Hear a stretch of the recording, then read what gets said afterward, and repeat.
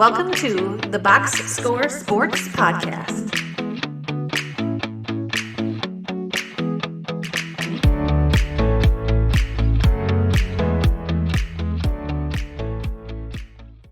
Hey everybody, welcome to the Box Score Sports Podcast. I'm your host today, Erik, and I am doing an instant reactions to Tampa's 26-9 victory over New Orleans to put us on top of the division. So, you got to be excited right now as a Bucs fan because you're 3-1, you're going to the bye week, which is way better than what anyone else was expecting from the team. Besides, if you pay attention like I do, I was expecting them to be, well, maybe not 3-1, but I was expecting them to be pretty good this year, at least for competing in the division wise, anyway. So right now, you got to be excited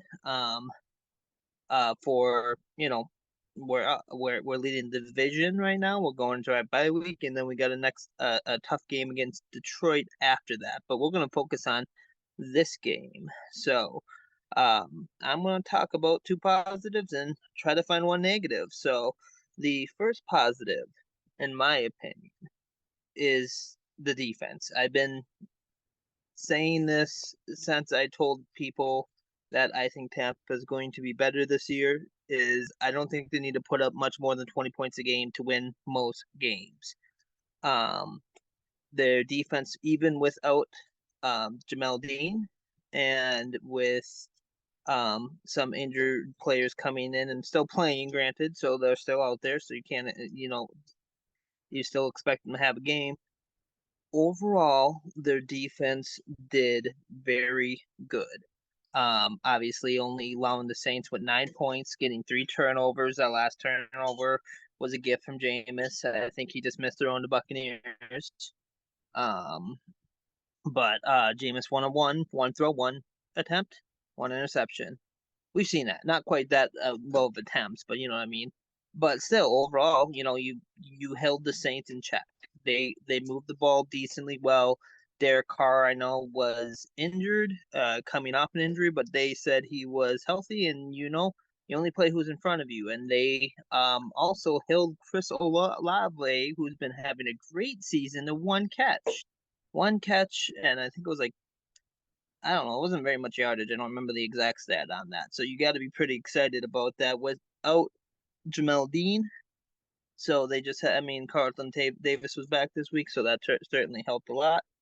But still, that's awesome. The Saints did move the ball decently well, but you know what? When it counted in the red zone, they held them to field goals, not touchdowns.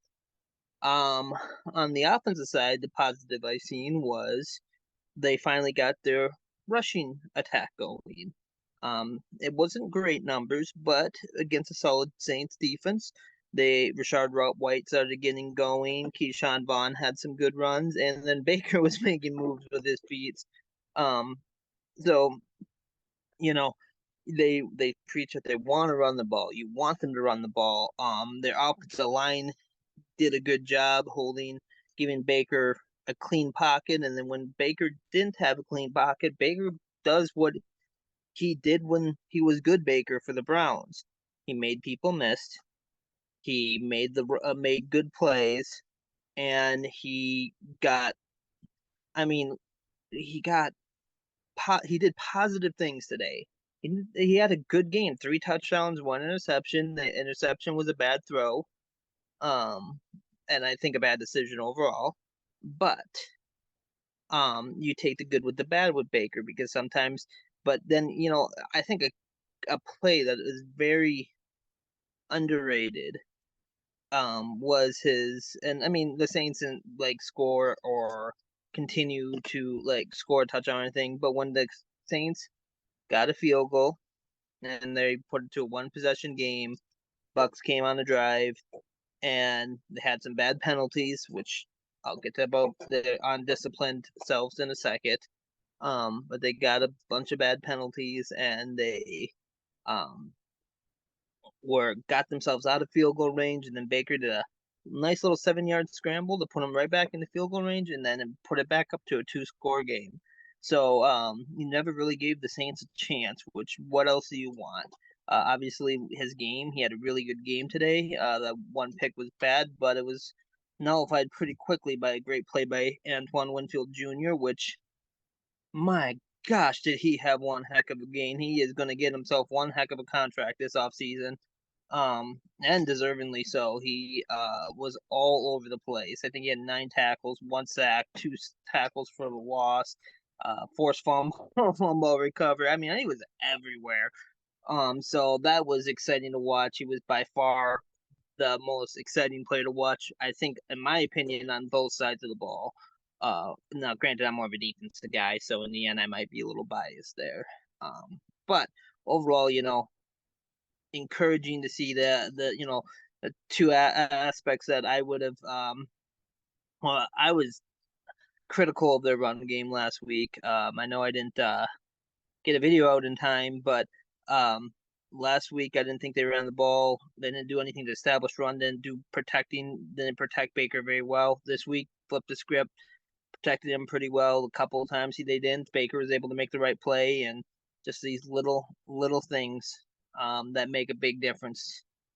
So that's that's pretty exciting for Bucs fans. It's we're leading the division, and that is what I predicted at the beginning of the year, that Tampa will win this division, and so far they're proving me right. Um, now let's get to the bad. The penalties. They had lots of penalties this game. They looked relatively undisciplined. Um, I know it didn't cost them this game, but you know when you're versing teams that are good or great, you can't afford to have that happen. So I believe it was 11 penalties they had this game. They overcame it. They still won. They blew out the Saints. They had control of the whole entire game, but they definitely had to make some really good plays to keep ahead by a comfortable margin. Where if they play mistake-free football, not even mistake-free, but I'm talking about like normal amount of penalties football, you want to put yourself into situations where you needed that great play out of Baker. You needed the right play to happen all the time. But in the end, it's football, and those things happen. So, by all means, in the end, if you can overcome those penalties, that's a sign of a good team coming back from adversities. They went into New Orleans to beat the Saints. I don't care what anyone says. They can tell me Derek Carr was banged up. Well, if he was that big of a hindrance to your team, why is he starting? It gives you a better chance than Jameis. Well, Jamal Dean wasn't out there, one of our starting corners, and we lost Mike Evans halfway through the game, one of our better receivers. So you know what? I get what someone, a Saints fan would say, that with a healthy Derek Carr, we might have been able to actually keep up. Well, you know what?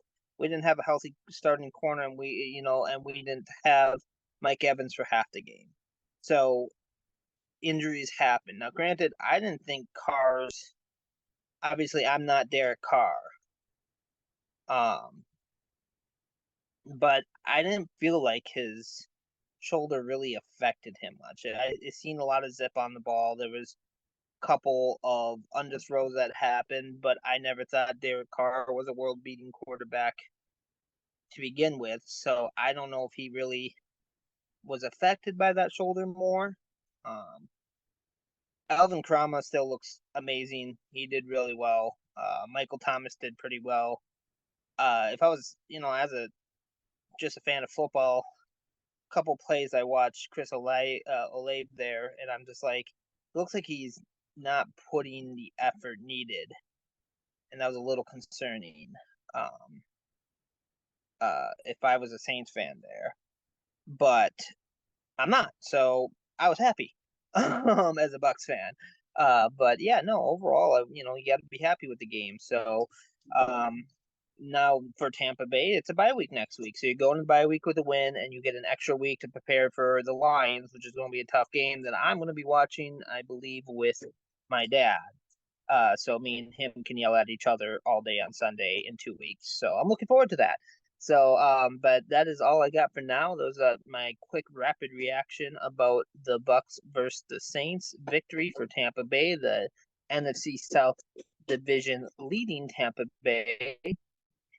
And I'm sorry for my cat in the background. But in the end, I hope you guys enjoyed. Please like, subscribe to our channel, and also in the comments put what you thought was the best part of the game for either side of the ball, the worst part of the game for either side of the bar. I'm more than happy to hear it. Let me know in the comments below. Thank you, and thank you for watching. Thanks so much for watching this clip of the Box Score Sports Podcast. I hope you guys enjoyed. If you haven't yet, please subscribe to our channel. Follow us on Instagram and Twitter or X. And we'll talk to you guys real soon. See ya.